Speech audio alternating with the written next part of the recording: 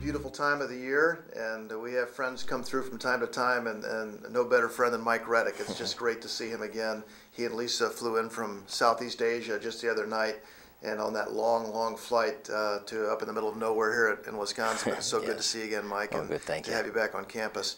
You know, we have really developed a kindred spirit and heart for global missions, and Mike, when I see what God's doing through the people you're working with there in Asia, it's amazing. And I'd like to just talk a little bit about this, because we have a whole student body that really have a passion to see the gospel go to the ends of the earth. But traditional missions is struggling. I think, you know, we look pretty much around the globe in our local churches and seeing the missions fund shrinking and kids struggling, you know, traveling around trying to raise support, and yet some of the opportunities are better than ever. And I think that's the way you would see that right now. We're primed, and maybe you could talk a little bit about what that's looking like in that part of the world.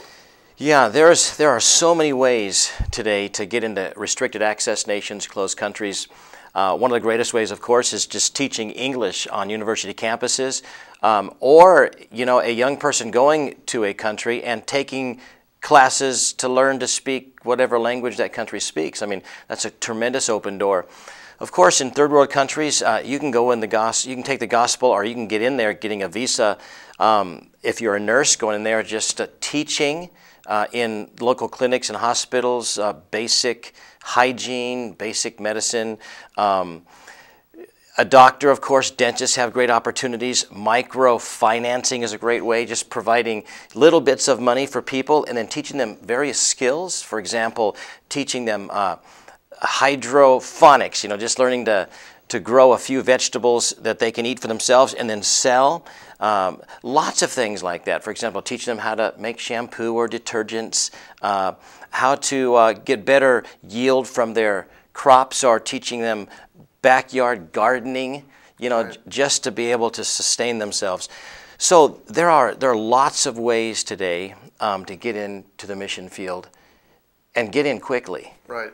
Well, typically we look at missions and traditional missions, and we're all for traditional missions. I think that, you know, we've seen a lot of fruit from that. But a young couple, they get married and they start traveling from church to church. They may spend 5 years in a minivan, and then eventually get to the field. We're talking about something that is expedited. It's much more quick to you get there. You have a job.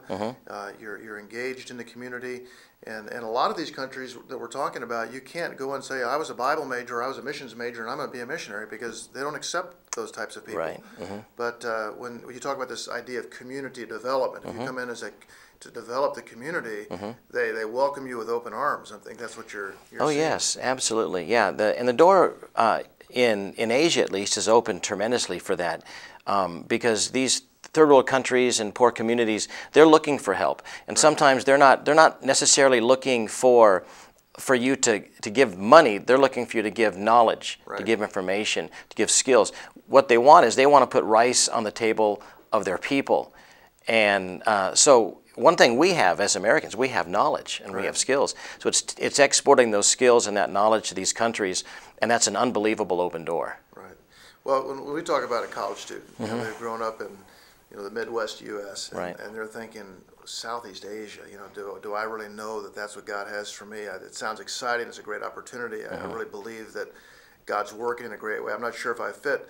And you've got some great opportunities for short-term experiences during the summer, or even we've talked about taking a year after you graduate and go and see. And it's not a lifelong commitment, but it opens your mind, and I think that there's several of those opportunities. Maybe you could explain some of those things that you're doing. Sure. In the Philippines, we have a tremendous opportunity for young people to come and preach the gospel.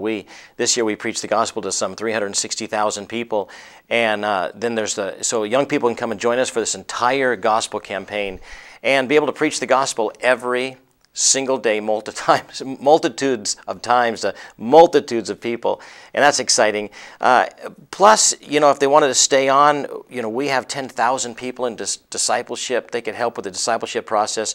We've started a church planting movement. They can help with the churches.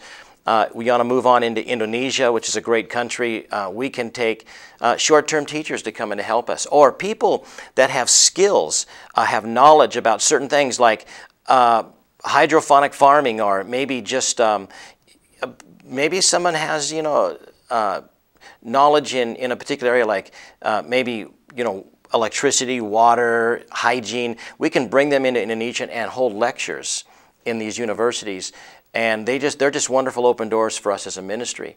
Or people can come over as teachers. They can come over and just take language classes and just plug into our ministries and build relationships and win souls. Great.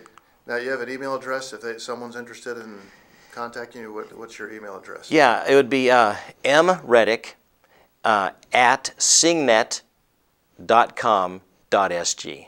Okay, so that's it. Sing is in Singapore. Yeah, Sing is in Singapore. Yeah, okay, quite easy. And if you don't get that, you can write to me, and I'll pass it. Or just Google my name, Mike Redick, and you'll find me. Okay. Well, it's exciting because we think with this generation of young people, igniting gospel movements worldwide through indigenous people, and I think that probably the need and the opportunity are probably greater than ever. Absolutely. So we're excited about that. Yes. Thanks for joining us. Amen. Thank you.